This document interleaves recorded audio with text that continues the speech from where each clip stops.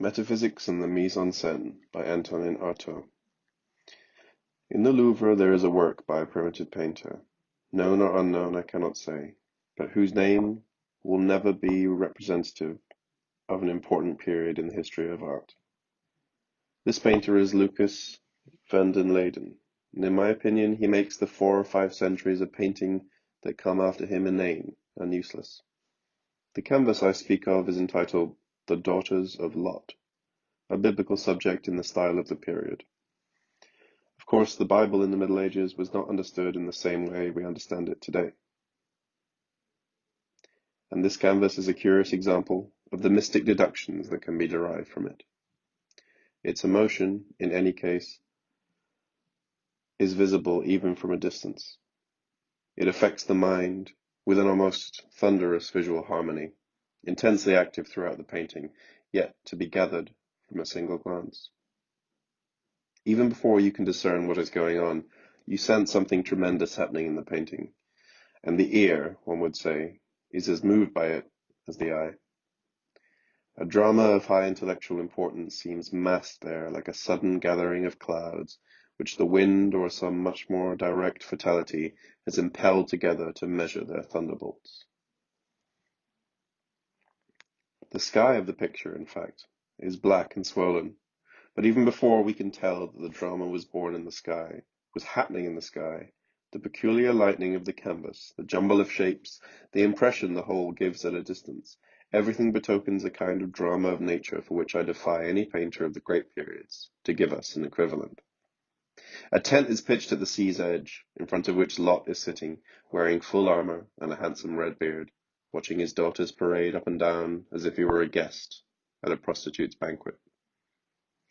And in fact, they are strutting about, some as mothers of families, others as Amazons, combing their hair and fencing, as if they had never had any purpose than to charm their father, to be his plaything or his instrument. We are thus presented with the profoundly incestuous character of the old theme, which the painter develops here in passionate images. Its profound sexuality is proof that the painter has understood his subject absolutely as a modern man. That is, as we ourselves would understand it. Proof that its character of profound but poetic sexuality has escaped him no more than it has eluded us. On the left of the picture, and a little to the rear, a black tower rises to prodigious heights, supported at its base by a whole system of rocks, plants, zigzagging roads marked with milestones, and dotted here and there with houses.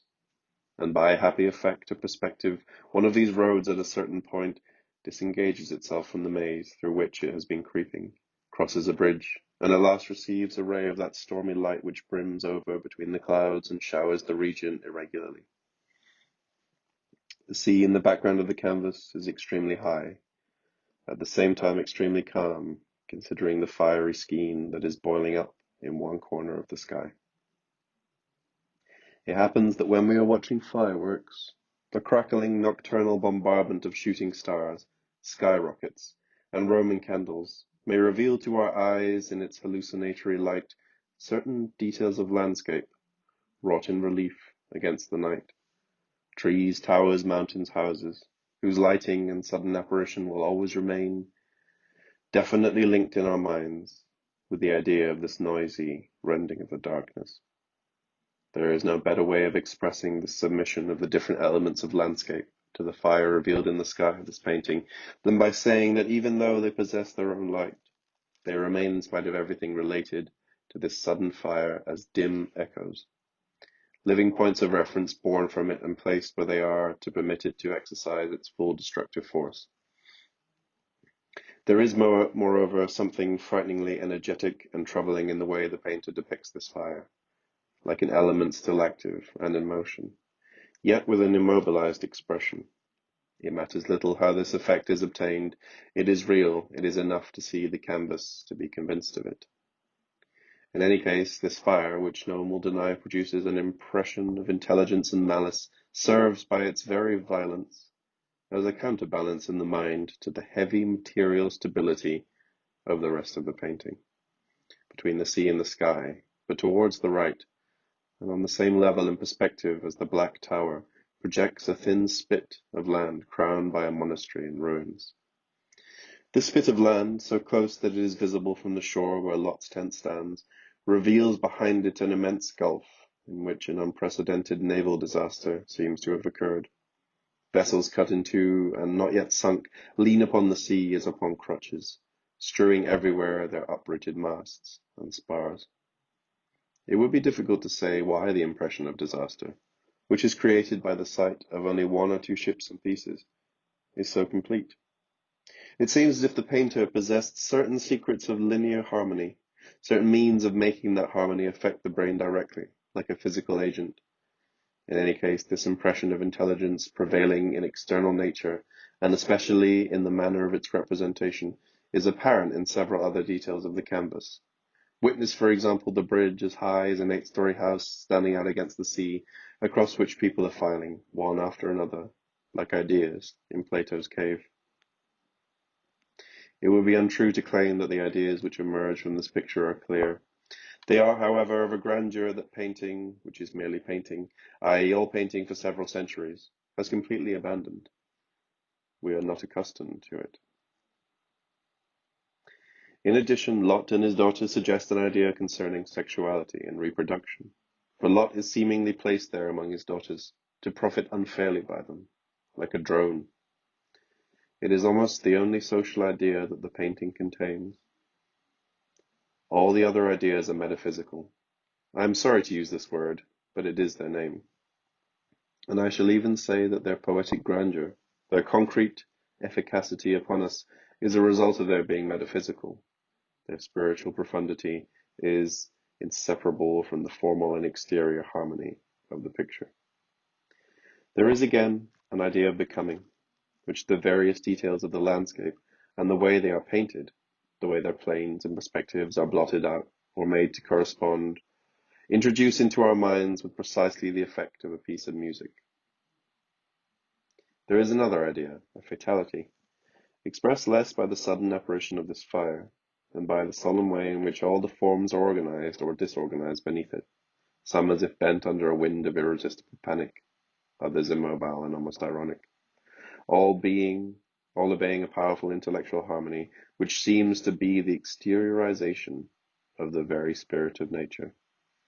And there is an idea of chaos, an idea of the marvelous, an idea of equilibrium. There are even one or two concerning the impotence of speech, whose uselessness this supremely material and anarchic painting seems to demonstrate. I say in any case that this painting is what the theatre should be, if it knew how to speak the language that belongs to it.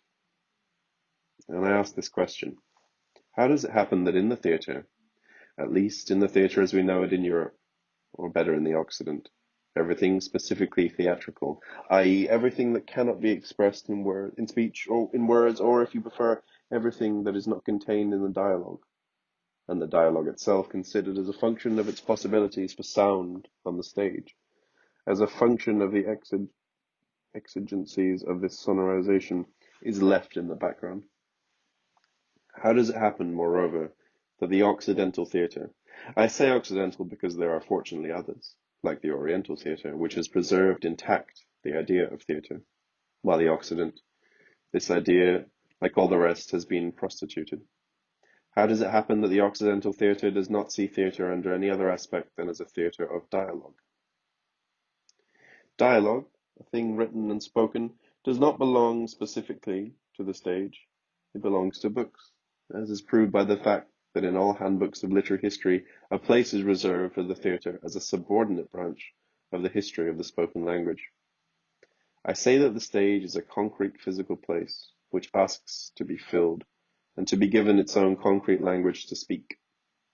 I say that this concrete language, intended for the senses and independent of speech, has first to satisfy the senses, that there is a poetry of the senses as there is a poetry of language, and that this concrete physical language to which I refer is truly theatrical only to the degree that the thoughts it expresses are beyond the reach of the spoken language. I will be asked what these thoughts are which words cannot express, and which, far more than words, would find their ideal expression in the concrete physical language of the stage. I will answer this question a little later. What is essential now, it seems to me, is to determine what this physical language consists of, this solidified, materialized language by means of which theatre is able to differentiate itself from speech. It consists of everything that occupies the stage, everything that can be manifested and expressed materially on a stage, and that is addressed first of all to the senses, instead of being addressed primarily to the mind, as is the language of words. I am well aware that words too have possibilities as sound, different ways of being projected into space, which are called intonations. Furthermore, there would be a great deal to say about the concrete value of intonation in the theatre, about this faculty words have of creating a music in their own right, according to the way they are pronounced, independently of their concrete meaning, and even going counter to this meaning, of creating beneath language a subterranean current of impressions, correspondences, and analogies. But this theatrical consideration of language is already a subordinate aspect of language for the playwright, an accessory consideration of which, especially in our time, he takes no account in the construction of his plays. So let us pass on. This language created for the senses must from the outset be concerned with satisfying them. This does not prevent it from developing later its full intellectual effect on all possible levels and in every direction, but it permits the substitution, for the poetry of language, of a poetry in space which will be resolved in precisely the domain which does not belong strictly to words. Doubtless you would prefer, for a better understanding of what I mean, a few examples of this poetry in space capable of creating kinds of material images equivalent to word images. You will find these examples a little further on. This very difficult and complex poetry assumes many aspects, especially the aspects of all the means of expression utilizable on the stage, such as music, dance, plastic art, pantomime, mimicry, gesticulation, intonation, architecture, lighting, and scenery.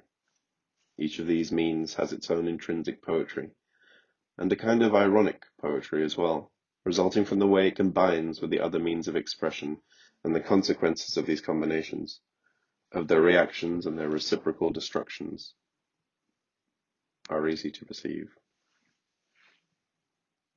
I shall return a little later to this poetry, which can be fully effective only if it is concrete, i.e., only if it produces something objectively from the fact of its active presence on the stage. Only if a sound, as in the Balinese theatre, has its equivalent in an accompaniment of a thought, instead causes its movement, directs it, destroys it, or changes it completely. One form of this poetry in space, besides the one that can be created by combinations of lines, shapes, colors, objects in their natural state, such as one finds in all the arts, belongs to sign language. I hope I shall be allowed to speak for a moment about this other aspect of pure theatrical language which does without words, a language of signs, gestures, and attitudes, having an ideographic value as they exist in certain unperverted pantomimes. By unperverted pantomime, I mean direct pantomime, where gestures, instead of representing words or sentences, as in our European pantomime, a mere 50 years old, which is merely a distortion of the mute roles of Italian comedy, represent ideas, attitudes of minds, aspects of nature, all in an effective, concrete manner, i.e., by constantly evoking objects or natural details, like that Oriental language, which represents night by a tree on which a bird that has already closed one eye is beginning to close the other. Another such abstract idea or attitude of mind could be represented by some of the innumerable symbols from Scripture, as the needle's eye through which the camel cannot pass. It is plain that these signs constitute true hieroglyphics, in which man, to the extent that he contributes to their formation, is only a form like the rest, yet to which, because of his double nature, he adds a singular prestige. This language, which evokes in the mind images of an intense natural or spiritual poetry, provides a good idea of what a poetry in space, independent of spoken language, could mean in the theatre. Whatever the case of this language and its poetry may be, I have noticed that in our theatre, which lives under the exclusive dictatorship of speech, this language of gesture and mime, this wordless pantomime, these postures, attitudes, objective intonations, in brief everything I consider specifically theatrical in the theatre, All these elements, when they exist apart from text, are generally considered the minor part of theatre. They are negligently referred to as craft, and identified with what is understood by staging or production, and can consider themselves fortunate if the words mise-en-scène are not applied to the idea of artistic and external sumptuousness pertaining exclusively to costumes, lighting, and set. And in opposition to this way of looking at things, a way which seems to me entirely Occidental, or rather Latin, i.e., pig-headed, I shall say that to the degree that this language derives from the stage, draws its efficacity from its spontaneous creation on the stage, to the degree that it struggles directly with the stage without passing through words. And why not conceive of a play composed directly on the stage, realized on the stage? It is the mise-en-scène that is the theatre, much more than the written and spoken play. I will be asked, no doubt, to define what is Latin in this way of seeing opposed to mine. What is Latin is this need to use words to express ideas that are obvious. For to me, ideas are, in the theatre as everywhere else, dead and done with. The idea of a play made directly in terms of the stage, encountering obstacles of both production and performance, compels the discovery of an active language, active and anarchic, a language in which the customary limits of feelings and words are transcended. In any case, I hasten to say it at once, a theatre which subordinates the mise-en-scène and production, i.e., everything in itself that is specifically theatrical, to the text, is a theatre of idiots, madmen, inverts, grammarians, grocers, anti-poets, and positivists, i.e., Occidentals. Furthermore, I am well aware that the language of gestures and postures, dance and music, is less capable of analyzing a character, revealing a man's thoughts, or elucidating states of consciousness clearly and precisely, than is verbal language. But whoever said the theatre was created to analyze a character, to resolve the conflicts of love and duty, to wrestle with all the problems of a topical and psychological nature that monopolize our contemporary stage? Given the theatre as we see it here, one would say there is nothing more to life than knowing whether we can make love skillfully, whether we will go to war or are cowardly enough to make peace, how we cope with our little pangs of conscience, and whether we will become conscious of our complexes, in the language of experts, or if indeed our complexes will do us in. Rarely, moreover, does the debate rise to a social level. Rarely do we question our social and moral system. Our theatre never goes so far as to ask whether this social and moral system might not by chance be iniquitous. I believe, however, that our present social state is iniquitous and should be destroyed. If this is a fact for the theatre to be preoccupied with, it is even more a matter for machine guns. Our theatre is not even capable of asking the question in the burning and effective way it must be asked. But even if it should ask this question, it would still be far from its purpose, which is for me a higher and more secret one. All the preoccupations enumerated above stink unbelievably of man, provisional material man. I shall even say carrion man. Such preoccupation with personal problems disgusts me, and disgusts me all the more with nearly the whole contemporary theatre which, as human as it is anti-poetic, except for 3 or 4 plays, seems to me to stink of decadence and pus. The contemporary theatre is decadent, but because it has lost the feeling on the one hand for seriousness, and on the other for laughter, because it has broken away from gravity, from effects that are immediate and painful, in a word, from danger, because it has lost a sense of real humour, a sense of laughter's power of physical and anarchic dissociation, because it has broken away from the spirit of profound anarchy which is at the root of all poetry. It must be admitted that everything in the destination of an object, in the meaning or the use of a natural form, is a matter of convention. Nature, in giving a tree the form of a tree, could just as well have given it the form of an animal or of a hill. We would have thought tree for the animal or the hill, and the trick would have been turned. It is agreed that a beautiful woman has a melodious voice. If since the world began we had heard all beautiful women call to us in trumpet blasts and greet us like bellowing elephants, we would have eternally associated the idea of bellowing with the idea of a beautiful woman, and a portion of our inner vision of the world would have been radically transformed thereby.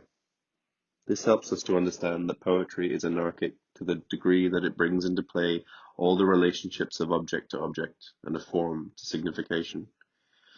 It is anarchic also to the degree that its occurrence is the consequence of a disorder that draws us closer to chaos. I shall give no further examples. One could multiply them infinitely, and not only with humorous ones like those I have just used. Theatrically, these inversions of form, displacements of signification, could become the essential element of that humorous poetry in space, which is the exclusive province of the mise-en-scène.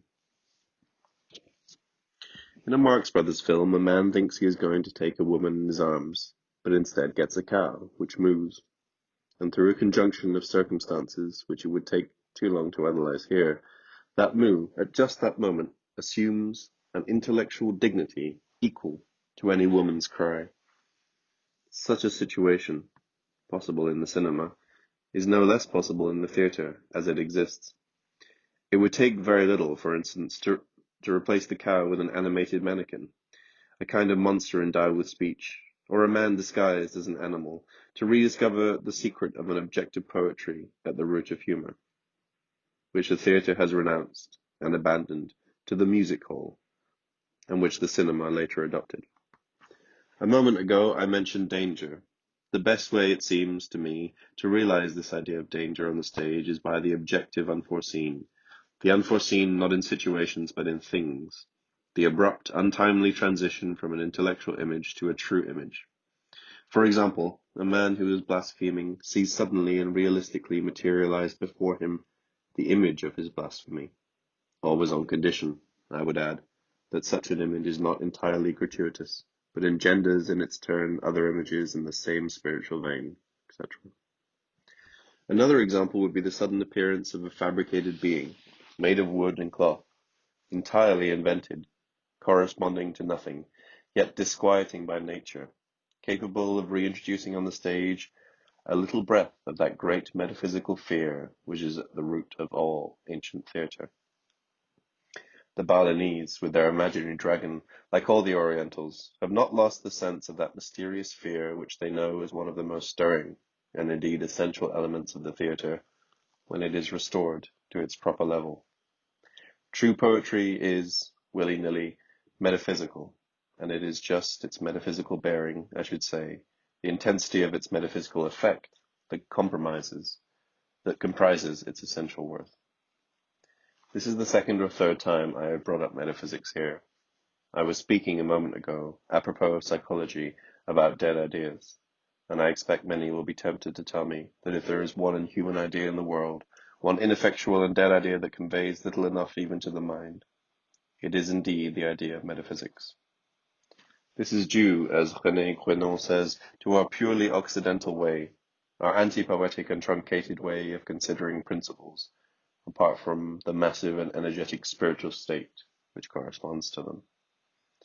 In the Oriental theatre of metaphysical tendencies, as opposed to the Occidental theatre of psychological tendencies, this whole complex of gestures, signs, postures, and sonorities which constitute the language of stage performance, this language which develops all its physical and poetic effects on every level of consciousness and in all the senses, necessarily induces thought to adopt profound attitudes which could be called metaphysics in action.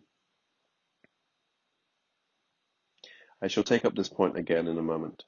For the present, let us return to the theatre as we know it. A few days ago, I was present at a discussion about the theatre. I saw some sort of human snakes, otherwise known as playwrights, explain how to worm a play into the good graces of a director, like certain men in history who used to insinuate poison into the ears of their rivals. There was some question, I believe, of determining the future orientation of the theatre and, in other terms, its destiny. No one determined anything, and at no time was there any question of the true destiny of the theatre, i.e., of what, by definition and essence, the theatre is destined to represent, nor of the means at its disposal for realizing this destiny. On the contrary, the theatre seemed to me a sort of frozen world, its artists cramped among gestures that will never be good for anything again, brittle intonations which are already falling to pieces, music reduced to a kind of arithmetic whose figures are beginning to fade, some sort of luminous explosions, themselves congealed and responding to vague traces of movement, and around all this an extraordinary fluttering of men in black suits, who quarrel over the receipts, at the threshold of a white-hot box office, as if the theatrical mechanism were henceforth reduced to all that surrounds it. And because it is reduced to what surrounds it, and because the theatre is reduced to everything that is not the theatre, its atmosphere stinks in the nostrils of people of taste. For me, the theatre is identical with its possibilities for realization when the most extreme poetic results are derived from them. The possibilities for realization in the theatre relate entirely to the mise-en-scène, considered as a language in space and in movement. To derive, then, the most extreme poetic results from the means of realization is to make metaphysics of them, and I think no one will object to this way of considering the question. And to make metaphysics out of language, gestures, attitudes, sets, and music from a theatrical point of view, it seems to me, to consider them in relation to all the ways they can have of making contact with time and with movement. To give objective examples of this poetry that follows upon the way a gesture, a sonority, an intonation presses with more or less insistence upon this or that segment of space at such and such a time appears to me as difficult as to communicate in words the feeling of a particular sound or the degree and quality of a physical pain. It depends upon the production and can be determined only on the stage. I should now review all the means of expression which the theatre, or the mise-en-scène which, in the system I have just expanded, is identified with it, contains. That would carry me too far, and I shall simply select from them one or two examples. First, the spoken language. To make metaphysics out of a spoken language is to make the language express what it does not ordinarily express, to make use of it anew, exceptional in an unaccustomed fashion, to reveal its possibilities for producing physical shock, to divide and distribute it actively in space, to deal with intonations in an absolutely concrete manner, restoring their power to shatter as well as really to manifest something, to turn against language and its basely utilitarian, one could say, alimentary sources, against its trapped beast origins, and finally, to consider language as the form of incantation. Everything in this active poetic mode of envisaging expression on the stage leads us to abandon the modern humanistic and psychological meaning of the theatre in order to recover the religious and mystic preference of which our theatre has completely lost the sense. If it is enough to pronounce the words religious or mystic to be taken for a church warden or an illiterate priest outside a Buddhist temple, at best good only for turning prayer wheels, this merely signifies and condemns our incapacity to derive the full import from our words and our profound ignorance of the spirit of synthesis and analogy. Perhaps it means that at the point where we have lost all touch with the true theatre, since we confine it to the domain of what daily thought can reach, the familiar or unfamiliar domain of consciousness, and if we address ourselves theatrically to the unconscious, it is merely to take from it what has been able to collect or conceal of accessible everyday experience. Let it be further said that one of the reasons for the physical efficacy upon the mind, for the force of the direct images of action in certain productions of the Oriental theatre, such as those of the Balinese theatre, is that this theatre is based upon age-old traditions, which have preserved intact the secrets of using gestures, intonations, and harmonies in relation to the senses, and on all possible levels. This does not condemn the Oriental theatre, but it condemns us, and along with us the state of things in which we live, and which it is to be destroyed with diligence and malice on every level, and at every point where it prevents the free exercise of thought.